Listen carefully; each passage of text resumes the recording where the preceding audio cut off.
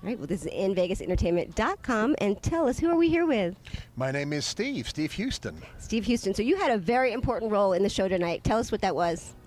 You know, it's been a long time since I've actually did some dancing, and one of the ladies was, coming down, and I was throwing some dollars out, and she reached out and and said, basically, you need to start dancing now. So yes, we did a little like 2 or 3 minute solo dance out there in front of everyone. That's so awesome. So there's a name for what you did tonight. Do you know what that was? I didn't know what. I think they call it a kitten. Kitten.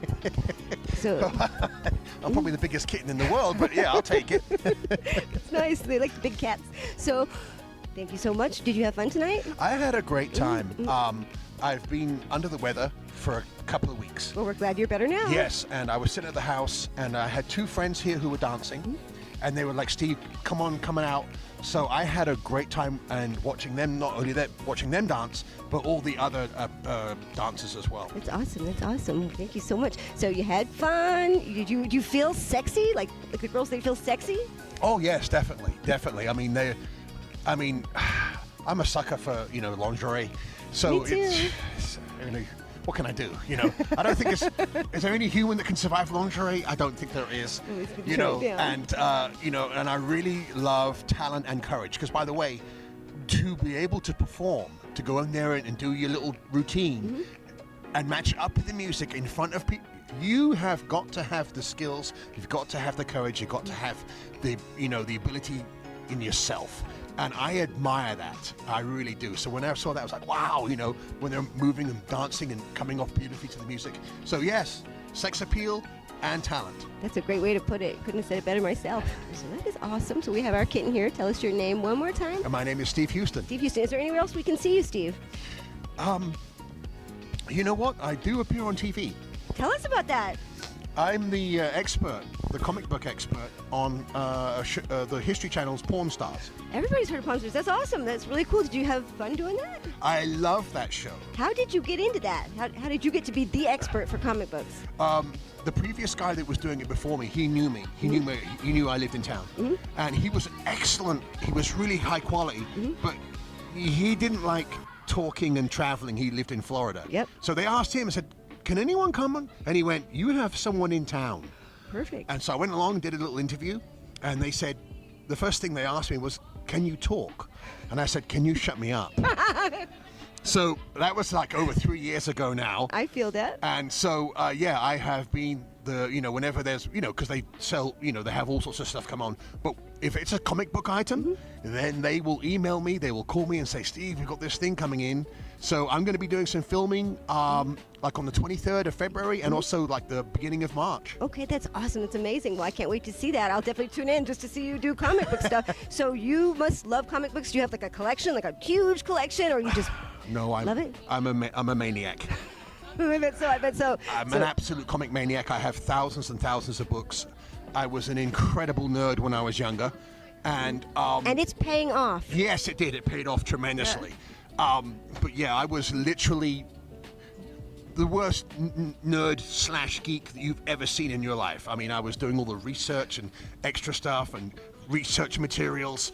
So years later on, that knowledge has helped me. But yeah, I spent 10 years in my room just studying. Oh, studying. So you were learning Klingon or backstories or something? Like you were the guy? Everything about comics. Everything, especially my favorite comics, which was Marvel. I knew all the characters. I knew all the universes. I knew the artists and the writers. I knew the whole eras. And then after that, I transitioned into selling. So then I had to know which books were the most expensive, which books, and then also how to grade the comics. That's right. So they grade them like baseball cards, right? Yes. And if you don't know your job, you can get into trouble real fast. I bet that can be expensive. Yes, and you don't want to get someone angry because like, oh yeah, this book is this condition, and then they find it from someone else and go, oh, that person was wrong. Ooh, you do not want to be the guy that got it wrong. No, you don't want to have the sweat coming down. So so yes, from nerd into the business. Awesome. Well, that's fantastic. So you made it. Like, inspiration for those kids back home. Yes, I'm very, very fortunate, and every now and again I pinch myself and go, wow, look, I'm working with comic books today. And then sometimes when we're filming, I'm like, wow, and Rick and Chumley are talking to me, and I'm like, wow, I used to be a comic nerd. So if you're a comic nerd, okay, it works. You're like, see, Dad? Yes, and I also dress like a little bit more of a special comic nerd. I love it. I just love it. Is this your everyday attire? You black goth? What is this? What do you call this? When I go out, I always make an effort, and everyone who knows me, they always know I always wear mesh. Oh, I love it. Okay, I always so have that a is little your bit of mesh. signature thing. Yes. But yeah, I will not go out in regular clothes. You will never see me out in sweats Good, I and love Crocs. that. I love that. If I'm going out to someplace, I'm putting an outfit on, and I'm coming out, and I'm out there. I feel the same way. I am disappointed when I go to a casino and I see people in sweats because I want to wear the evening gown. I want to be like, remember in Vegas Vacation? In all the movies I used to see, women were wearing evening gowns in Vegas. They were dressed up. They put in effort. And men had to wear jackets after, 5 p.m.? Even if you came from the pool all day, they would say, sir, it's time for you to put on your dinner jacket or you make your way up to your room. And I love that. I love that. I love seeing people make an effort and get glammed up, and that makes it so fun. Yes. Yes. Well, thank you so much for taking the time to talk to us today. Oh, it's been my absolute pleasure. Do I detect an accent? Yes, I was originally born in England. I came over to the States in 1991. Nice, 1991. That's awesome. In your collection, what is your most expensive, most prized piece? I do have the first appearance of the Punisher, which is Amazing Spider-Man 129. Wow. And it's it's graded as a 9.2. Okay. And so it's about $5,000. Whoa. Now the key thing to that is it only cost me $3.25. Because you bought it like when it first came out? Or No, what? I just bought it as part of a collection in 1993. So, okay, until you've had it all this time and you kind of lucked into it? That's Yes. awesome. So, again, it can happen. You can buy something and then, you can go, "Ooh, what's that?" And go, wow. So, yes. Awesome, that's awesome. And would that be your oldest? Do you have I'm sure you have something older. What's your oldest comic book or memorabilia that you've been collecting? Well, I have a specific range of comics that I collect. Okay. And so the furthest I go back is 1958. Okay, it's good. Yes, Wow. so basically from 1958 to 1999, I have about 20,000 books. Whoa, where do you keep them all? I have a huge apartment and I have 2 rooms full of, they're just, so if people come over and go, "What's in those rooms?" I'm like, "You don't want to know?" Are they cataloged? Is it like a library? Is that in the Dewey Decimal System for comics or something? You know what? They're not cataloged anymore. They were once. I used to have it all written down. Ooh. But I lost that list a long time ago. But the good thing is that I have everything that I want. So I can just say A to Z, done. Done. I don't have to worry about that. That's awesome. That is awesome. Now, are these your personal, or are you going to sell them if somebody wanted them? They're my personal books. I've had them. Some of the books I picked up in 1983 when I was broke.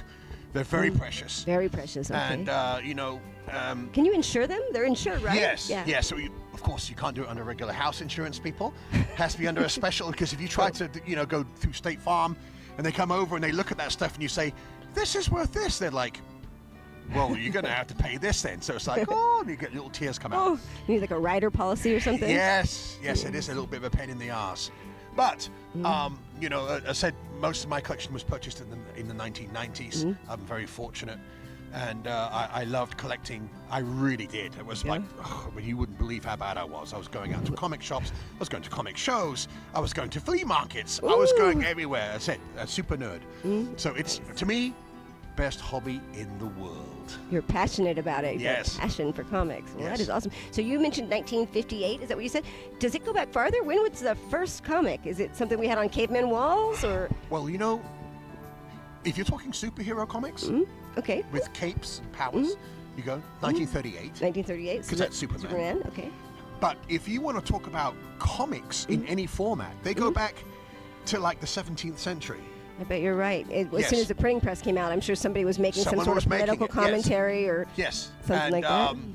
And I think that, realistically speaking, the first stories, with panels going on continuously with the little story was about, in the 1890s and stuff like that. But we had to wait. Of course, we had the Phantom and, we had the Shadow and stuff like that. But then we had to wait for 1938 to come along, Action Comics, for the first appearance of what we love to call today the superhero, the guy with the beams come out of his eyes, the cape, the flying, the magnificent origin. We had to wait until 1938 for that. The supernatural protagonist. Yes. Awesome. Well, that's awesome. I guess everybody loves that. I love Westerns myself, like Gunsmoke, Bonanza, and they used to have some kind of like, I don't know, is it something like that? Those little books? They had thousands of those comics. They had John Wayne, they had everything, you know. And in the old days, they were published by a comic company called Dell. And they had these beautiful photograph covers. Ooh. And the funny thing is that today they're actually quite cheap. Really? You know? Yeah, you can pick up these comics quite nicely. Oh, I'll have to take a look. Yeah, remember there's different genres. You got your romance, you got your western, you got your science fiction, you got your war, and you got your superheroes and your horror. Ooh, that's nice. So there's a lot of stuff out there for whatever you want to do. So for just about anybody, there's a comic for you. There's a comic for everyone. Nice. So tell us, why comics? Why did I get involved in comics? The sheer imagination. When I was a kid, my imagination used to run riot anyway, and my mum was always like, oh my God, he's making up stories again, you know. And so the first time that I saw outlandish, unbelievable characters, I was like, this is my world. I'm home. I'm home. It's like, oh, this guy's flying off into space, or, you know, the Hulk is lifting, a volcano, and all the Fantastic Four's doing this, or the X-Men's doing that. It just sucked me in. And what I really loved about it was taken seriously. It wasn't a joke. These characters were doing serious things. You know, and it's like there was like world events going on, but each character was treated with respect and continuity, which means the character stayed the same year in, year out. No one came along and said, whoa, now Captain America's going to have a horn. No, it's Steve Rogers. We know what Captain America does. You know, so I got sucked into that world, and it's like a soap opera. Ooh, it is. They're very clever. So they'll do a comic, and you get to the end of the issue, and it's always a cliffhanger. And you're like, oh God, the Hulk is going to be crushed under 6 million tons. You've got to tune in. Next week. And next month, I should say. Yeah. It's like, you know. So yeah, the sheer imagination, the art, the writing, the sheer scale of it. Because at the time when I was reading, they couldn't do that in movies yet. They were getting close, but they couldn't do that yet. So to me, it was like, wow, look at this. You're going off to a different planet. They're going off to a different universe. Look at all these weird little aliens, you know. And I was born for that. Awesome. I was born for that. Have you created any comics yourself? Have you written any? I haven't. I'm one of the rare ones that didn't do that. I wanted to be a comic artist, by the way, and I tried for about 10 years. Oh. And I was like, oh, I'm going to be the next great artist. And I drew and I drew and I drew. Yeah? But it was never, you're born. If you're an artist, you're born, okay? I mean, you can get to a certain level, but I wasn't happy. I would look at other people's art and go, wow, how are they doing that?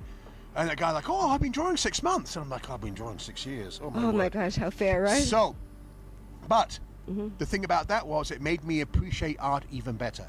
So when I saw beautiful art, I could tell you why it looks so good. I was like, take a look at this panel, look at this design. And that's when, you know, I could tell you all the artists that I used to like, because I try to draw, and I wasn't able to do it. So I can appreciate others that can. They can, for sure. I stand 100% now. I'm educated. Fantastic, fantastic. InVegasEntertainment.com.